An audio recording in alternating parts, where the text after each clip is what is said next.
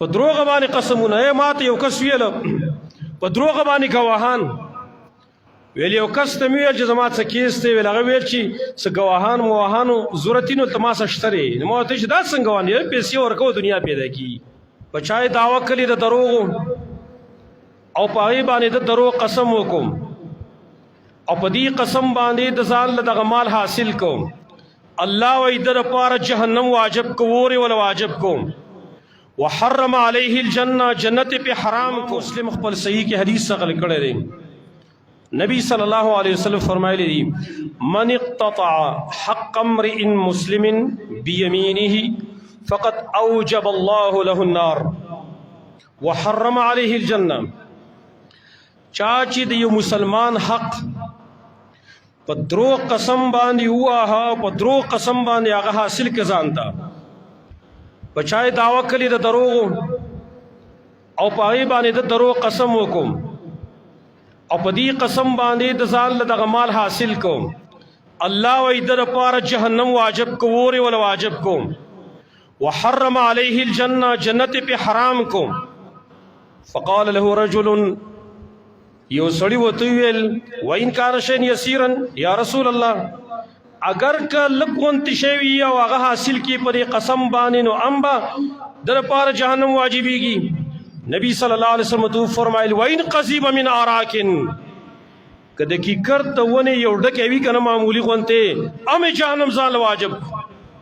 دومره سری چا حاصل کله په دروغ قسم باندې په دروغ داو باندې چغستا حق نه لا اگر کا 10 روپۍ ولې نه اگر کا 80 روپۍ ولې نه کا 50 روپۍ ولې نه او په دروغ باندې تا حاصل کړه ځان لپاره د جهنم واجب کو زمارونو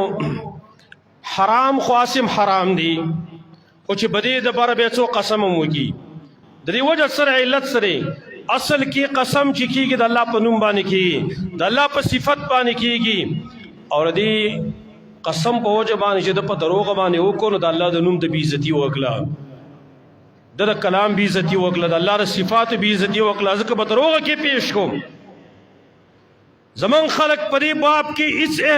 احتیاط نه کوي هیڅ باک نه کوي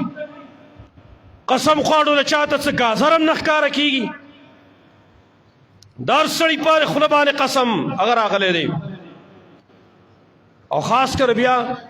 د قرآن باندې قسم کول دین او مخکې خلک سره سیریدل غونتی وسغه یره مېر ختم شوی دا په دروغ باندې قسمونه ماته یو کس ویل په دروغ باندې گواهان ویل یو کس ته ویل چې زما څه کیس دی ویل هغه ویل چې څه گواهان موهانو ضرورتینو تماسه شتري نو ما ته چې دا څنګه وانه پیسې ورکو دنیا پیدا کی زمونږ ایمان زمونږ اسلام نن ته حد ته رسیدلې دی په دروغ باندې گواہی په دروغ باندې قسمونه کول دام یاد لري وره کم سړی چې قسم کوي په دروغ باندې او بیا په قرآن باندې قسم کوي نو د دې سزا او سام واوري وره د دې قسم عظمت هم واوري دا به تاسو مخکې نه اورېدلې نه واوري امام ابن ابي شيبه خپل کتاب المصنف کې باسناد صحیح روایت نقل کړی د عبد الله ابن مسعود رضی اللہ عنہ عبد الله ابن مسعود رضی اللہ عنہ فرمائی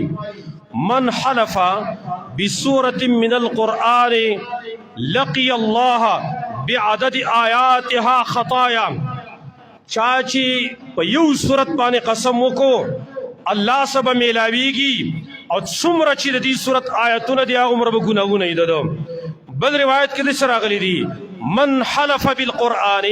چاچی قسم کو په قرآن باندې فعليه بكل آیت یمین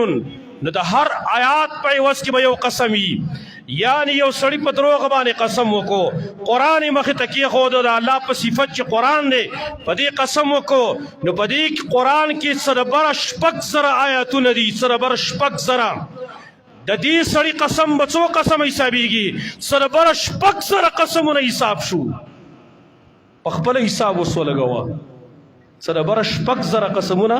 دا حساب شو دا روایت به تا نه اورېدلې مخکې دا نه چې بس تا ارڅوار وخت کې بډې والی زر مټې را ونغاړي دا به راشي زر مټې را ونغاړي وربشي او داس بو کې قرآن ته کومه ټیک ته په حق باندې قرآن وکا حق باندې بالکل جایز دی دا خبره هم غلط ته چې بعضې خلک یې کوي چې وایي قسم به په حق باندې نه کوي دا خبره بالکل غلط ته دا خو په قرآن باندې ته اعتراض کوي په حدیث ته اعتراض کوي الله او رسول چې قسم مقرر کړی جایز دی په حق باندې ځکه مقرر کړی دی چې په حق جایز دی مقرر وي څه